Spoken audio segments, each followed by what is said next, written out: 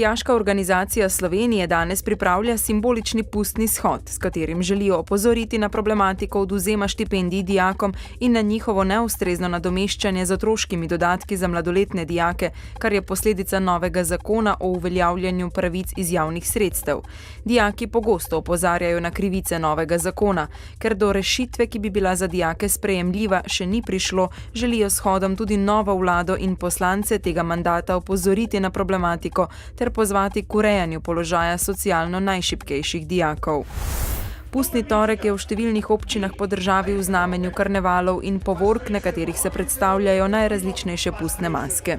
V Mariboru je bilo veselo že dopoldan, ko so Trg Svobode skupaj s čarodejem in kavbojem zasedle male pustne šeme. Na Ptuju pa se danes zaključuje 52. kurentovanje.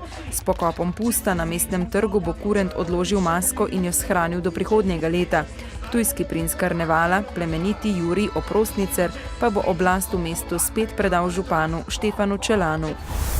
Zavod za pokojninsko in invalidsko zavarovanje bo upokojencem na dom poslal identifikacijske kartice konec februarja oziroma v začetku marca. Upokojenci bodo s karticami lahko dokazovali svoj upokojenski status in uveljavljali različne ugodnosti. Upokojenci so do oktobra lani večinoma dokazovali svoj status z obvestilom o nakazilu pokojnine, ker pa je bil na obvestilu naveden tudi znesek pokojnine, obvestilo za izkazovanje njihovega statusa ni primerno. Policisti ponovno opozarjajo uporabnike bankomatov na previdnost pri dvigovanju gotovine.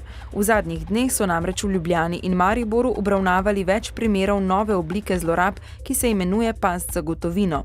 To je oblika zlorabe, pri kateri storilci narežo bankomata, skozi katero se izdaja gotovina, s pomočjo lepila oziroma obojestranskega lepilnega traku namestijo letev, ki ovira izdajo gotovine in povzroči zagozditev gotovine v sami reži.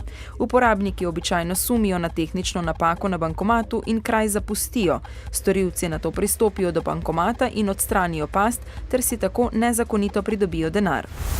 Opolnoči so se podražili naftni derivati, cene so dosegle nove rekordne vrednosti. Neosvinčeni 95-oktanski in 100-oktanski bencin sta se podražila za 2,6 centa. Za dizelsko gorivo in kurilno olje pa je treba odšteti 3,3 centa več kot doslej.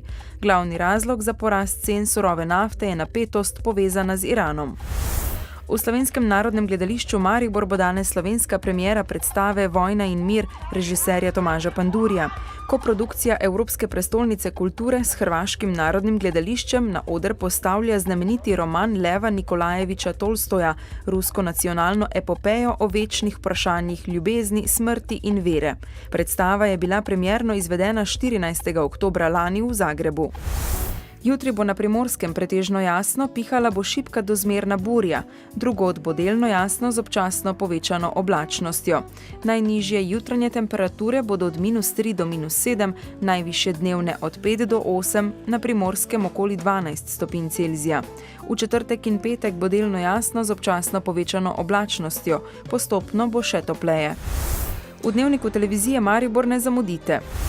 Mariborski azil je zaradi mikrosporije v karanteni, bolezen se lahko prenese tudi na ljudi.